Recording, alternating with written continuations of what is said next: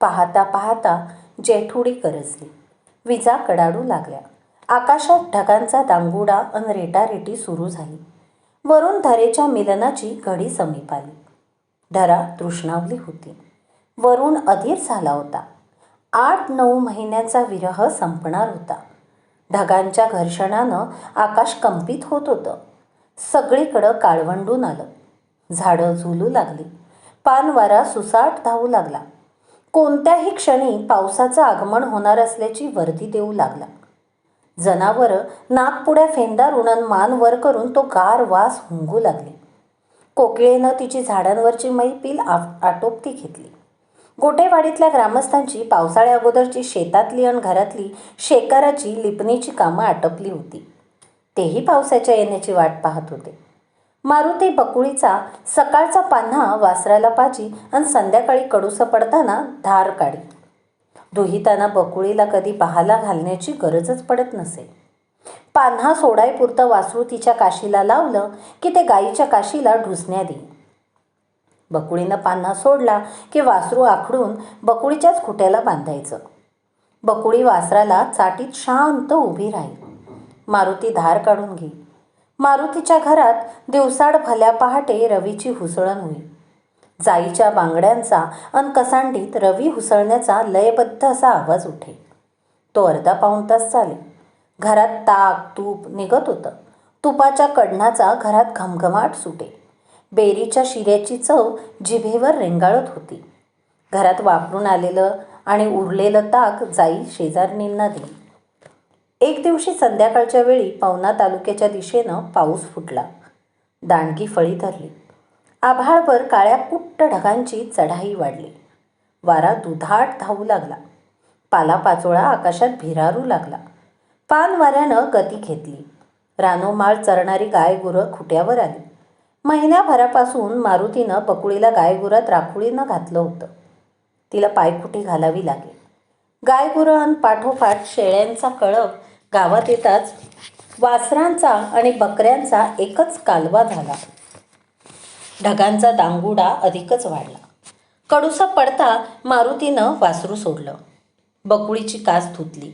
तो दुह्याला बसला आणि पावसाचे मोठे मोठे थेंब कोपीच्या शिकारावर ताड ताड वाजू लागले. झाड वाऱ्यानं वाकू लागली. मारुतीनं गडबडीनं धार काढली आणि वासराला मोकळं केलं. मोहन्या आणि बकुळीपुढं सरमडाची पेंढी सोडली. एक साथ ढगांचा गडगडाट, विजांचा कडकडाट आणि पावसाचा थैथयाट सुरू झाला. एक वेगळं नैसर्गिक संगीत निर्माण झालं. या गोंधळात गोटेवाडीला काळोखानं कधी कवेत घेतलं कळलं बी नाही. उज्ज्वला अन जाई स्वयंपाकाला लागल्या. कंदिलाच्या उजेडात वसंत पोहऱ्याच्या चऱ्हाटाला चार देत बसला होता. मारुती बाहेर कोसळणारा पाऊस कोपीच्या दारात बसून पाहत होता. दारातून बाहेर गेलेल्या कंदिलाच्या उजेडात धारा चमकत होत्या. मटाच्या काळ्या आमटीच्या फोडणीचा खमंग वास घरभर दाटला होता. चुलीजवळ काटवटीत बाजरीच्या भाकरी बडविण्याचा आवाज ठोक्यात येत होता. थांबत होता, पुन्हा येत होता. मारुती विचार करीत होता. रातभर अशीच पावसाची धार राहिली तर जमिनीची उष्णता निवल. 2 दिवसांनी वापसा होईल. मिरगातच मूठ धरावी. मूग, बाजरी आणि तुरीचा पेरा उरकून घ्यावा. गेल्या 3 वर्षापासून वावरात सालचंदी पण होत नाही. ह्या वर्षी पावसानं साथ दिली तर भट्टी चांगली जमल. एवढ्या वर्षी ऊस तोडणीला तर जावंच लागल. मोहण्याला जोड पाहिजे. राहिलं सायलं लग्नाचं कर्ज चुकतं करायचं. मात्र गबऱ्यामध्ये नाही जायचं. भिसेवाडी नाही तर पितळेवाडीचा दुसरा कंत्राटदार पाहू. तेवढीच आपले 6 महिने पोट पोसली जातील. 4 पैसे मागं पडतील. उज्ज्वला नौकी आहे. तिला ऊस तोडण्याचं काम जमल का? का पट्ट्यावर एखादा गडी पाहावा? ऐकलं का? घ्या चूळ भरून. आवरला स्वयंपाक. चुली जवळून जाईचा आवाज आला. मारुतीची तंद्री भंगली. पावसाचा जोर आणखीनच वाढत गेला. मातीचा सुगंध दरवळत होता. विजाचं तांडव आणि पावसाचा धिंगाणा चालूच होता. धरेच्या अंगातली उष्णता बाहेर पडत होती. गोटेवाडी आपापल्या खोपाटात गुडूप होऊन चिडीचुप्प बसली होती. रात्र गंधाळत होती, रेंगाळत होती, पुढं सरकत होती. मारुती आणि वसंतची जेवणं झाली. पाठोपाठ जाई आणि उज्ज्वलानंही त्यांची जेवणं उरकली. सृष्टीचं वातावरण बदललं होतं. अंथरुणं पडली. मोठी न्याहारी येळ झाली. एकापाठी एक वाडीची कवाडं बंद होऊ लागली. गाजर ओढ्यातल्या पाण्याचा खळखळाट असा ऐकू येत होता. आकाशात ढगांचा दांगुडा सुरू होता. लक्कड वीज चमकत होती. कोपेवर आणि वाडीवर पावसाच्या सरी बरसत होत्या. गोठीवाडी पावसात चिंब भिजत होती. मिरग कोसळत होता. रात्रभर निजलेली आणि भिजलेली गोटेवाडी पहाटे जागी झाली.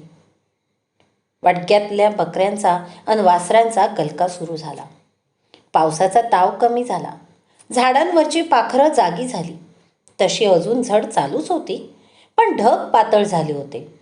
आकाशात दाट रेवट पसरलं होतं. त्याच्या आडून सूर्य हळूहळू वर येत होता. न्याहारी येळेला पाऊस थांबला. सूर्यानं तोंड दाखविलं. पावसानं अख्खी गोटेवाडी आणि त्याच्या आजूबाजूचं दूरपर्यंतचं रान स्वच्छ असं धुवून काढलं. सृष्टीनं कूस बदलली होती. जमिनीच्या पोटातल्या वाफा बाहेर येत होत्या. गाजर ओढ्याची धार बरीच कमी झाली होती. त्याच्या काठावर अनेक ठिकाणी पाल्यापाचोळ्याचे थर बसले होते. ओढ्यातून गढूळ पाणी वाहत होतं. वाडीतली बारकी पोरं पाण्याच्या अवतीभोवती खेळत होती. पाण्यात खडे मारीत होती. एखाद्या शहाण्या माणसाचा दापण्याचा आवाज मधूनच कानी पडत होता. पोरं जराशी गप्प होऊन पुन्हा खेळत दंग होत होती. वसंत, न्याहारी करून आकुर्डीला जा. तुरीची 4 किलोची पिशवी घेऊन ये. मी भिसेवाडीला जाऊन पांभरण राहक्या भरून आणतो. राहक्याला दात्रे बसवावी लागतील. पाचबी शेवटून घ्यावी लागन. पांबरीची दांडी कुसात कुजल्यासारखी वाटते, ती ठोकून घ्यावी लागन. 2-3 दिवसात आणखी एखादा पाऊस आदळला की धरावं पेरायला. मारुती लेकाला म्हणाला. गेल्या आठवड्यातच त्यानं आकुर्डीहून बाजरीच्या 5 किलोची बियांची पिशवी आणली होती. मुगाचं बी घरचंच होतं. मुगाच्या बियांची पिशवी काढून त्यानं त्याला भुंगा किंवा जाळं न लागल्याची खात्री केली. अण्णा, नुसते पांबरच भरून आणा. मी पिकानानाला राहक्याचं विचारलंय, तो देतो म्हणला. वसंत बापाला बोलला. बरं, कोळप्या नीट आहेत का पाहून घेतो. येळेला कोणाच्या हातापाया पडायला नको, म्हणत मारुती जनावरांच्या सपरात गेला. कोळप्या हातावर असल्याची खात्री केली. अण्णा, तुम्ही पांभर तर भरून आणा. जेव्हा कोळपायचं तेव्हा पाहून घेऊ, वसंत मध्येच बोलला. मारुती गप्प झाला. करत्या लेकापुढं जास्त न बोललेलंच बरं. न्याहाऱ्या झाल्यावर भिकू नानाचा राहक्या आणि मारुतीची पांभर गाडीत घातली. भिकू नानाचा एक आणि मारुतीचा एक बैल अशी गाडी झुंपली. खांद्यावर उपरणं टाकून भिकू नाना आणि मारुती गाडी घेऊन भिसेवाडीला निघाली. वसंतनं सायकलीला हवा भरली. तोही तयारी करून सायकलवर आकुर्डीला तुरीचं बी आणाया निघाला. जाई आणि उज्ज्वला नेहमीच्या उद्योगाला लागल्या. रात्रभराच्या पावसानं सारवलेला ओटा उकरला होता. जाईनं तो ठोकून पुन्हा सावरला.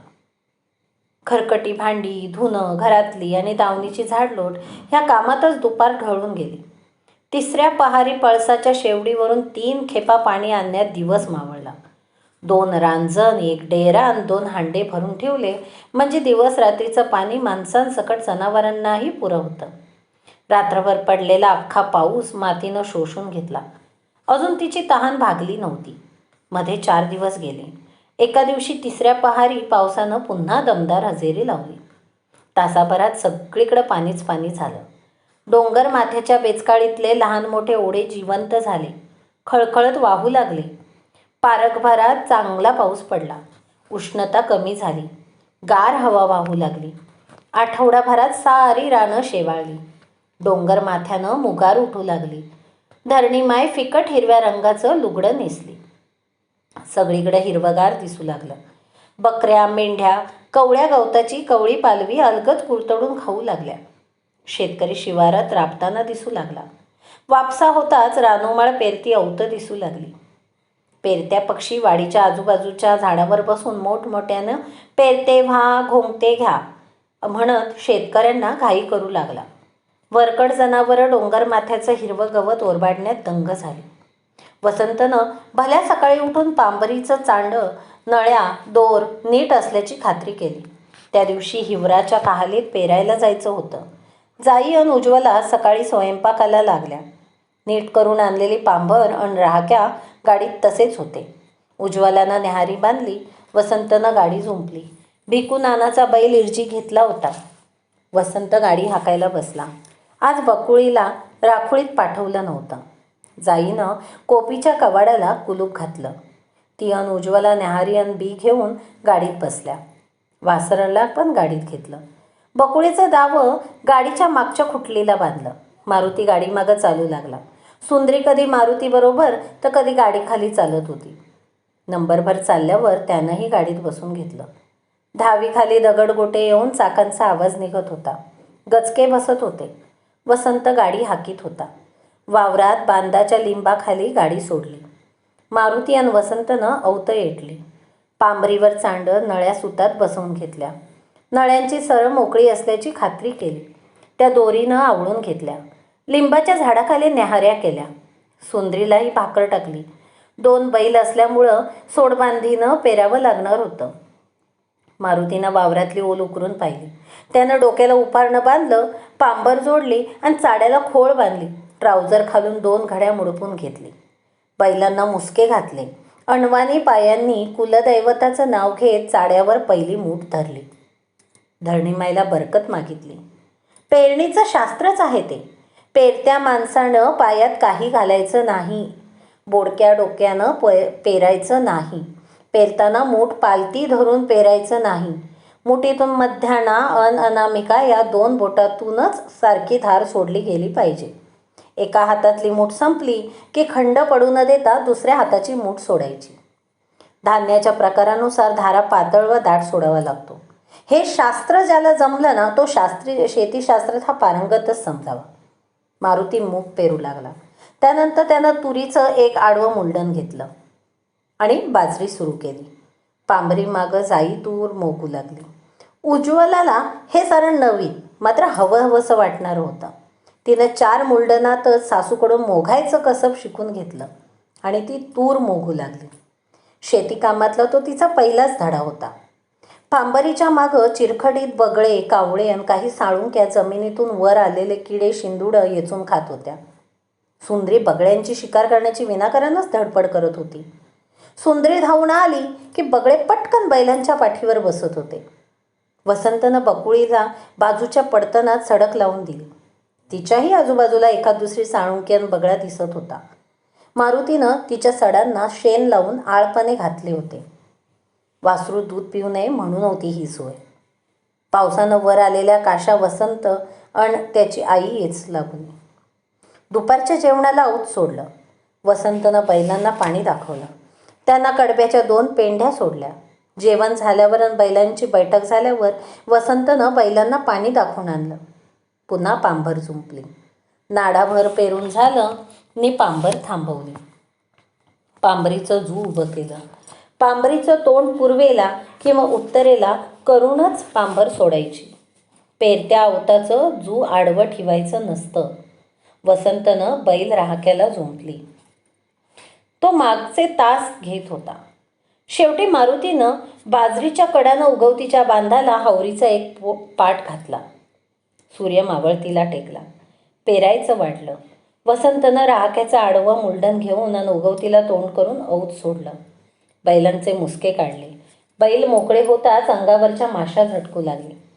मारुती बैलांना पाणी पाजायला घेऊन गेला. वसंतनं पांभरीचं चांडं काढलं. अवतं गाडीत घातली. सूर्य मावळून तांबडी सांज खुलली होती. शेतकरी आपापल्या वस्तीकडं वाडीकडं परतताना दिसत होतं. जाईनं बकुळीला गाडीच्या खुंटलीला बांधलं आणि वासरू गाडीत घातलं. मारुती त्याच्या जमिनीच्या पोटात बी घालून कुटुंबासह गोटेवाडीत परतला. तेव्हा चांगलंच गडद पडलं होतं. उज्ज्वलानं सगळ्यांना हातपाय धुवायला चुलीवर गरम पाणी ठेवलं. जरासा इसावा घेऊन सासू सुना स्वयंपाकाला लागल्या.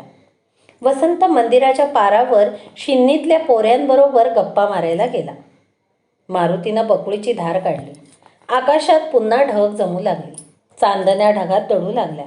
रात्र वाढू लागली. वाडीतला कालवा शांत झाला. वसंत पारावरून घरी आला. दोघा बाप लेकांची नि त्यानंतर जाई व उज्ज्वलाची जेवणं झाली. जाईनं सपरातल्या बाजावर त्यांची अंथरुणं घातली.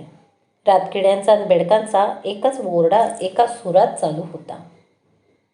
रात्र वाढत होती. वसंतनं पावसाची जनावरं सपरात बांधली. त्यांना वैरण सोडली. कोपीच्या कवाड्याला आतून कडी घातली. कंदिलाची वात कमी केली. उज्ज्वला पलंगावरच बसली होती. वसंतनं हळूच तिचा आंबाडा सैल केला. तसे तिचे केस खळखळ कमरेच्या खालपर्यंत निखळले. पदर खांद्यांवरून सरकला. केसांच्या बटा चेहऱ्यावर अस्ताव्यस्त खेळू लागल्या. वसंतचा हात अलगद उज्ज्वलाच्या कमरेकडे सरकला. तिच्या डोळ्यात मदन दाटून आला. उष्ण ओठ ओठांना भिडले आणि कोपीच्या शेकारावर पावसाचे जाड जाड थेंब टप टप टप वाजू लागले. ढगांमधून धारा कोसळू लागल्या. पुन्हा मंदधुंद करणारा गंध उसळला. धरांगभर मनसोक्त धारा घेत न्हाऊ लागली. सरींमध्ये चिंब भिजू लागली. पुन्हा विजांचा कडकडाट, ढगांचा गडगडाट, नुसता धिंगाणा. पाऊस कोसळत होता. धरणीला तृप्त करीत होता. अन कोपीतल्या दिव्याचा तो मंद उजेडात